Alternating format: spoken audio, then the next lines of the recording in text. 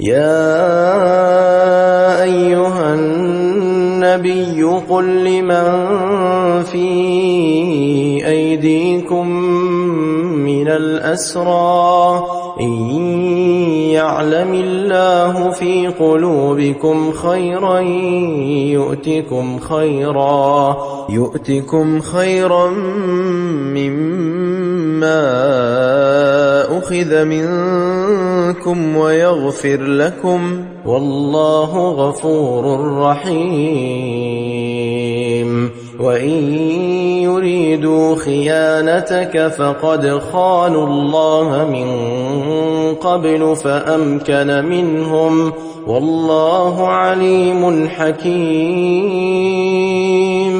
إن الذين آمنوا وهاجروا وجاهدوا بأموالهم وأنفسهم في سبيل الله والذين آووا ونصروا أولئك بعضهم أولياء بعض والذين آمنوا ولم يهاجروا ما لكم من ولايتهم من شيء حتى يهاجروا وإن استنصروكم في الدين فعليكم النصر إلا على قوم بينكم وبينهم ميثاق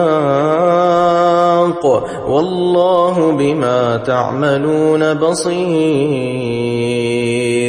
والذين كفروا بعضهم أولياء بعض إلا تفعلوه تكن فتنة في الأرض وفساد كبير. والذين آمنوا وهاجروا وجاهدوا في سبيل الله والذين آووا ونصروا أولئك هم المؤمنون حقا لهم مغفرة ورزق كريم. والذين آمنوا من بعد وهاجروا وجاهدوا معكم فأولئك منكم وأولو الأرحام بعضهم أولى ببعض في كتاب الله إن الله بكل شيء عليم.